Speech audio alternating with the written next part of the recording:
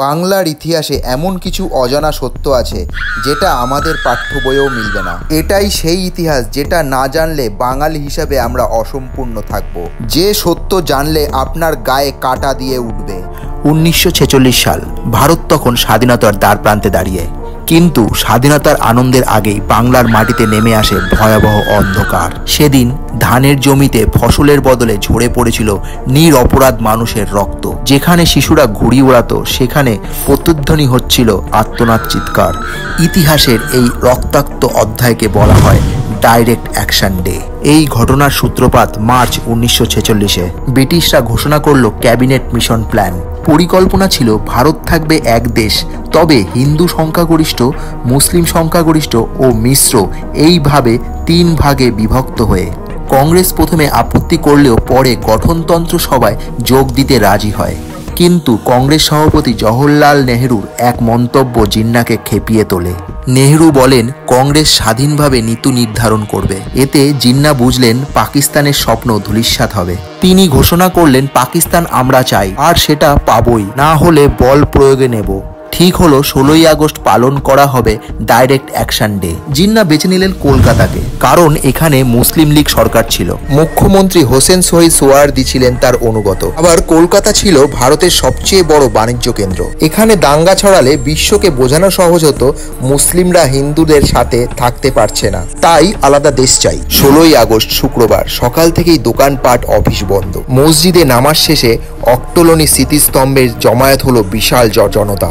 বক্তৃতায় মুসলিম লীগের নেতারা উস্কে দিলেন বিশাল ভিড়কে। দুপুরের পর হিন্দুবহুল এলাকায় শুরু হলো হামলা, লুটপাট, অগ্নিসংযোগ ও খুন। রাজাবাজার, বড়বাজার রণক্ষেত্র হয়ে উঠল। রাস্তায় ছড়িয়ে পড়ল লাশ, চারিদিকে আগুনের শিখা। এদিকে পুলিশ ছিল নিষ্ক্রিয়, কোথাও বা মুসলিম সদস্যরাই ছিল দায়িত্বে। সবচেয়ে ভয়াবহ ঘটনা ঘটে রাজাবাজারের ভিক্টোরিয়া কলেজে। নিরীহ ছাত্রীদের টেনে নিয়ে গিয়ে বর্বরোচিত নির্যাতন করা হয়। 4 তরুণীকে ধর্ষণ করার পর হত্যা করে জানালায় ঝুলে দেওয়া হয়। এই দৃশ্য মানুষকে স্তব্ধ করে দেয়। ঠিক এই সময় সামনে আসেন গোপালচন্দ্র মুখোপাধ্যায়, যাকে সবাই চিনত গোপাল পাঠা নামে। মাংস ব্যবসায়ী হলেও তিনি ছিলেন কুস্তির মাস্টার ও বিপ্লবী সংগঠনের সদস্য।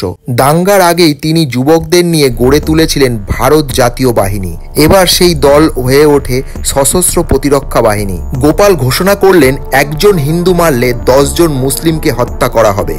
তবে তিনি নারী, শিশু ও বৃদ্ধকে আক্রমণ করতে কঠোরভাবে নিষেধ করেছিলেন। তার নেতৃত্বে হিন্দু অধ্যুষিত এলাকায় রক্ষা পায়। মুসলিম লীগের সন্ত্রাসীরা আতঙ্কে কলকাতা ছেড়ে পালাতে শুরু করে। এমন সময় কলকাতায় আসেন মহাত্মা গান্ধী। তিনি গোপালকে বলেন অস্ত্র ফেলে দাও, অহিংসার পথে চলো, হিংসা দিয়ে হিংসা শেষ করা যায় না। কিন্তু গোপাল প্রতিবাদ করেন যখন আমাদের ঘরবাড়ি জ্বলছিল তখন আপনি কোথায় ছিলেন বাপু? আমরা আমাদের আত্মরক্ষার জন্য লড়ছি। আপনি লিখিত প্রতিশ্রুতি দিন এমন হামলা আর কখনো হবে না, তাহলে অস্ত্র ছাড়ব। Direct action day. Direct action ডেতে নিহত হয় হাজারো মানুষ, গৃহহীন হয় লাখো। এই বাংলার বুক চিরে রক্ত গঙ্গা বয়ে যায়।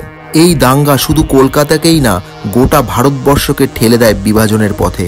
আজও ইতিহাসের এই ক্ষত রয়ে গেছে এক সতর্ক বার্তা হয়ে। রাজনীতির খেলায় যখন ঘৃণার আগুন জ্বলে ওঠে তখন পুড়ে যায় পুরো মানব সভ্যতা। বন্ধুরা, আজকের এই গল্পটা শুধু অতীতের একটা অধ্যায় নয়, এটা আমাদের ইতিহাসের আয়না। আমরা যদি ভুলে যাই তবে ইতিহাস আবারও নিজেকে পুনরাবৃত্তি করাবে। তাই সত্যটাকে জানানো, শেয়ার করা আমাদের দায়িত্ব। যদি আপনাদের মনে হয় ভিডিওটি মূল্যবান তাহলে অবশ্যই লাইক করুন আর কমেন্টে আপনার মতামত জানান। আর নতুন নতুন ভিডিওর আপডেট পেতে সাবস্ক্রাইব করে পাশে থাকুন। আপনার একটি ছোট্ট ক্লিক আমাদের কাছে অনেক বড় অনুপ্রেরণা।